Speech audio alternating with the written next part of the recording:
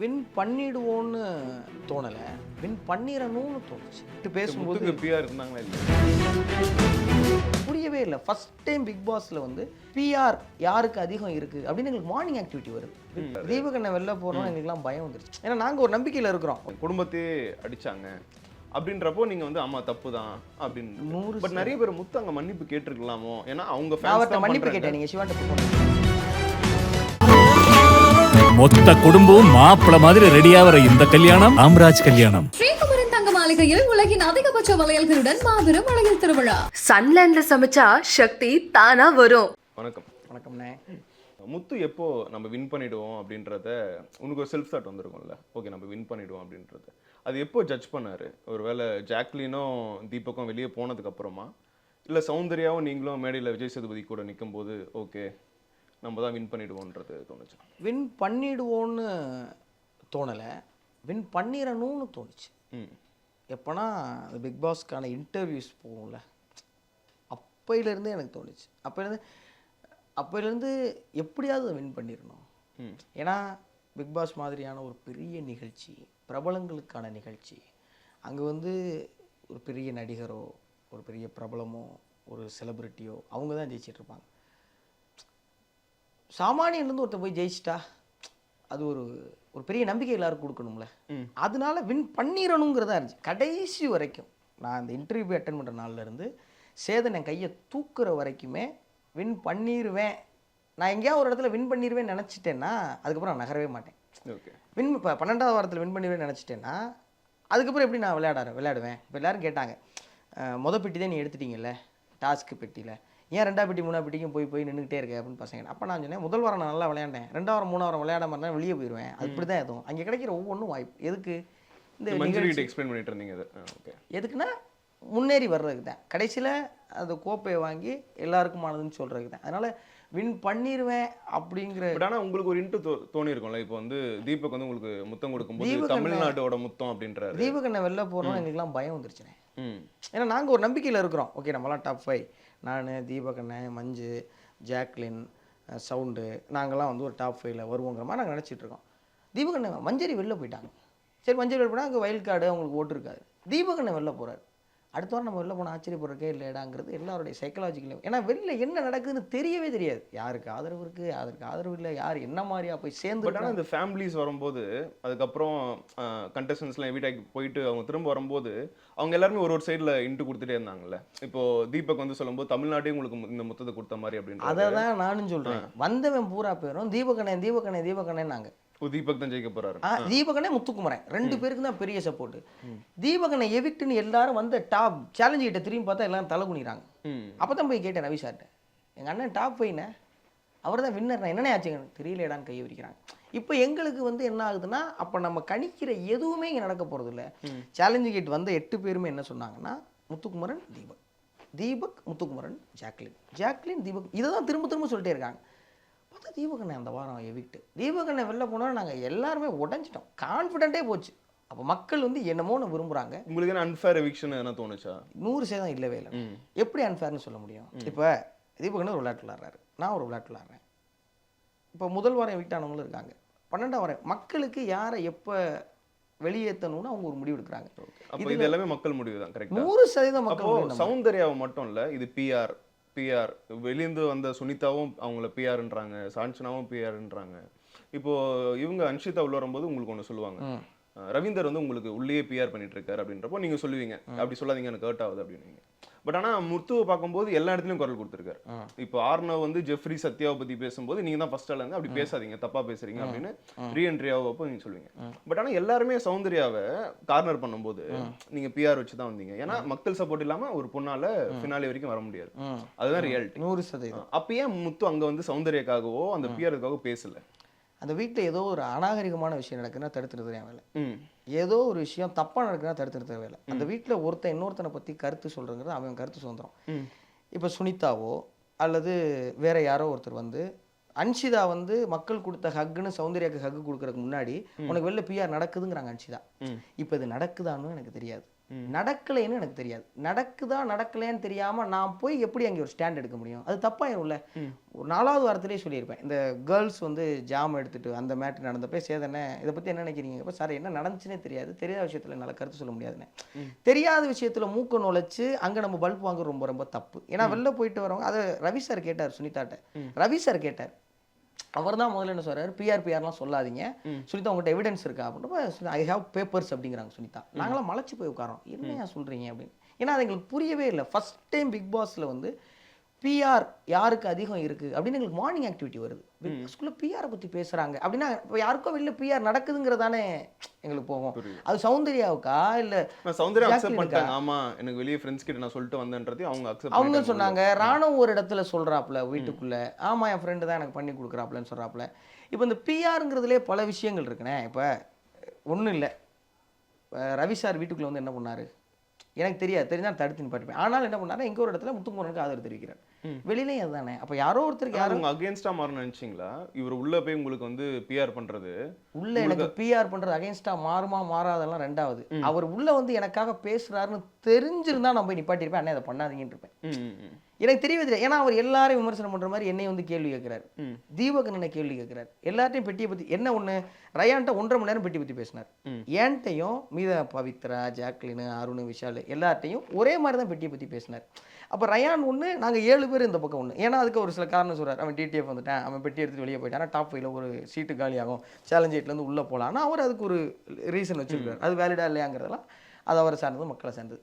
இப்படி அவர் எல்லாரையும் கேள்வி கேட்கும்போது என்னையும் கேள்வி கேட்டதுனால அவர் எனக்கு சப்போர்ட் பண்ணாங்கிறது எனக்கு தெரியவே தெரியாது. அவர் ஒரு இடத்துலையும் என்னை பற்றி பேசலாம் தெரிஞ்சுதான் நிறுத்திருக்கலாம், அங்கேயே நிறுத்திருப்பேன். ஏன்னா 8 பேரும் போராடிட்டு இருக்கோம், 8 பேரும் டிசர்வ். இங்கே நீங்கள் ஒரு இடத்துல முத்துக்குமாரன் பெருசுன்னு நீங்கள் மற்றவங்க கூட சொன்னீங்கன்னா அது சரியா இருக்காதுண்ணே அப்படிங்கிறத நான் அங்கேயே தெரிப்பேன். கடைசி வாரம் வந்து அதான் நடந்துச்சு. நைட்டு பேசும்போது பிஆர் இருந்தாங்களா இல்லையா வெளியே? அருண் செஞ்சவனே இவங்ககிட்ட நான் போகும்போது சொல்லிட்டு போன வேலை என்னன்னா, நான் மறுபடியும் சொன்னேன், பிஆருங்கிறது நிறையா இருக்குண்ணே, உனக்கு தெரியும் இன்னைக்கு டிஜிட்டல் மீடியா அப்படிங்கிறது ரொம்ப பெரிய பவராக வேலை செஞ்சுட்டு. நீ ஒரு பிஆர் டீம் வச்சு ஒர்க் பண்ணணும்னா அதுக்கான பொருளாதாரம் இருக்குல்ல, அது ரொம்ப பெருசு. ஜெயிக்கிற அமௌண்ட்டை விட பெரிய பணம் செலவழிக்கணும்லாம் சொல்கிறாங்க.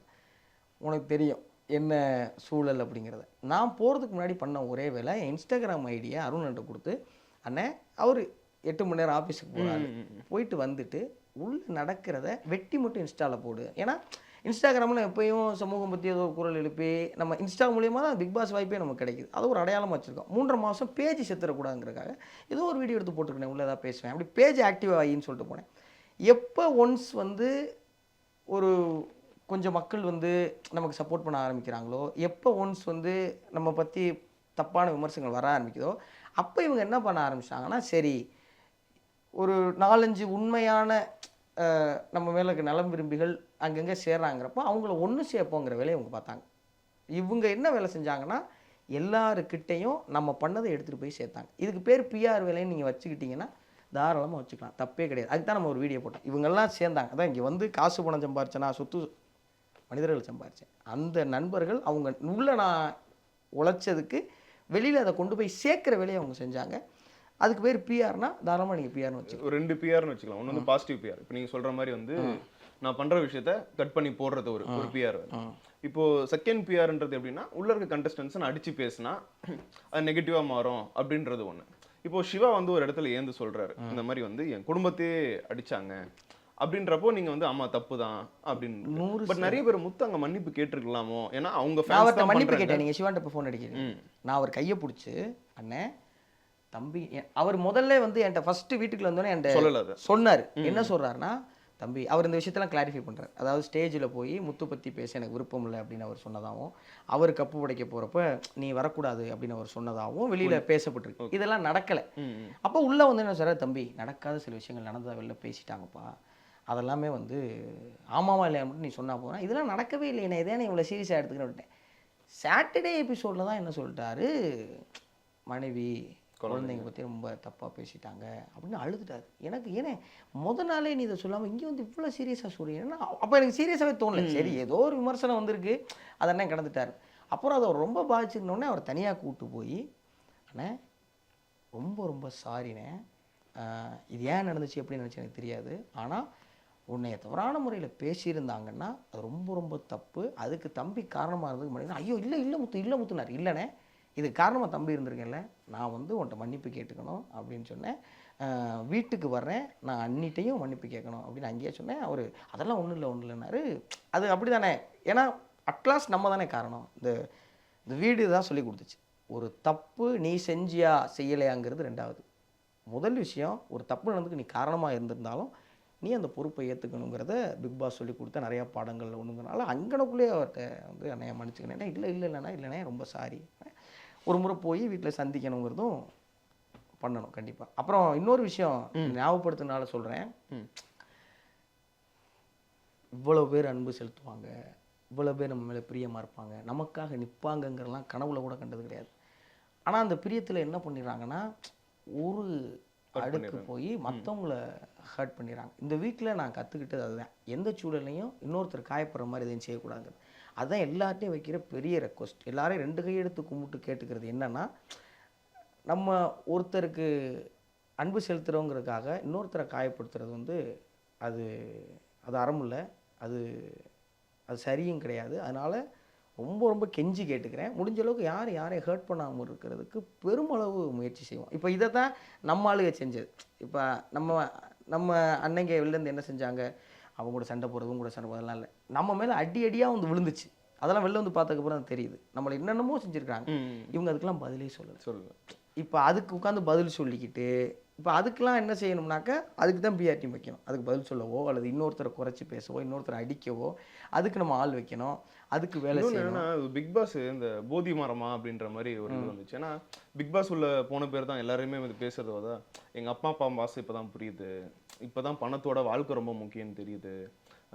இப்போ நீங்கள் சொல்கிறீங்களா யாரும் ஹர்ட் பண்ணக்கூடாது, அப்போ தான் அந்த வேல்யூஸ்லாம் தெரியுது அப்படின்னு. அது வந்து ஏதோ ஒரு சாமியார் கூடம், ஒரு கோவில் மாதிரி எல்லாம் ப்ரொஜெக்ஷன் நடக்கல. ஏன்னா வெளியே நம்ம நார்மலாக இருக்கோம், இப்போ எனக்கு ஒரு வயசாகுது, உங்களுக்கு ஒரு வயசாகுது, நம்ம எல்லாத்தையும் டே டு டே லைஃப்பில் பார்க்குறோம். பட் ஆனால் பிக் பாஸ்குள்ளே போயிட்ட பேர் தான் எனக்கு வந்து புதுசாக ஒரு அறிவு முளைச்சிருக்கு, அம்மா அப்பா பாசனம் இப்போ தான் தெரியுது, ஃபேமிலி கூட இப்போ தான் ஸ்பெண்ட் பண்ணணும்னு தோணுது. இது எல்லாமே உள்ள பார்க்கும்போது இல்லை, ஏன்னா இப்போ இத்தனாலும் உங்களுக்கு வேல்யூஸே தெரியாதா, இப்போ தான் வேல்யூஸே தெரியுமா அப்படின்ற மாதிரி ஒரு ப்ரொஜெக்ஷன் இருக்குல்ல. இப்போ இதை வந்து ரொம்ப சரியான விஷயம் நீ கேட்டேன். இது எப்படி யாருன்னா ரொம்ப பழமைத்துவமாக எடுத்துகிட்டு போயிடுறாங்க. நீங்களா என்ன சாமியாரா, நீங்க போதி மரமா, உங்களுக்கு இதுக்கு முன்னாடி இந்த முக்திலாம் கிடைக்கல, ஒன்றுமே இல்லை, சிம்பிள். இன்றைக்கி சோஷியல் மீடியாவில் பீக்கில் இருக்கிற ரீல்ஸ் என்ன, லாங் டிஸ்டன்ஸ் ரிலேஷன்ஷிப். நீங்கள் லவ் பண்ணுறவன் எல்லாரும் அட்லீஸ்ட் வாரத்துக்கு ஒருக்காவது வாட்ஸ்அப்லையும் இன்ஸ்டாலையும் லாங் டிஸ்டன்ஸ் ரிலேஷன்ஷிப் போட்டிருக்கேன். என் கேர்ள் ஃப்ரெண்ட் கூட இருக்குமோ உனக்கு தெரியலையா, பாய் ஃப்ரெண்ட் கூட இருக்கும், அவன் ஊருக்கு போனால் தான் நீங்கள் காதலிப்பியா. இதே தான் அங்கேயும்.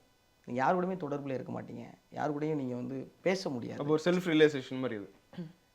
ஒரு நீ இல்லைன்னா தானே அது வருது. ஒன்றுமே இல்லை, நீ வந்து இன்னைக்கு 35 வயசுக்கு மேலே இருக்கிற எல்லா ஆண்களையும் கூப்பிட்டு, அம்மா தவறி போன ஆண்களை கூப்பிடேன், எல்லாரும் இந்த வார்த்தை சொல்லுவாங்க. என்ன சொல்லுவாங்க, எங்கள் அம்மா இருக்கிறப்ப நான் எங்கள் அம்மாவை வந்து மதிக்காமல் போயிட்டேன், எங்கள் அம்மா வந்து என்னை சாப்பிட்டியான்னு ஃபோன் அடித்து கேட்டால் நான் வந்து வச்சிருவேன், ஆனால் இன்றைக்கி ரொம்ப சிரமப்படுறேன். இது 35-40 வயசு தானே எல்லா ஆண்களும், அம்மாவை தவற விட்ட எல்லா ஆண்களும் சொல்கிற ஒரே ஸ்டேட்மெண்ட்.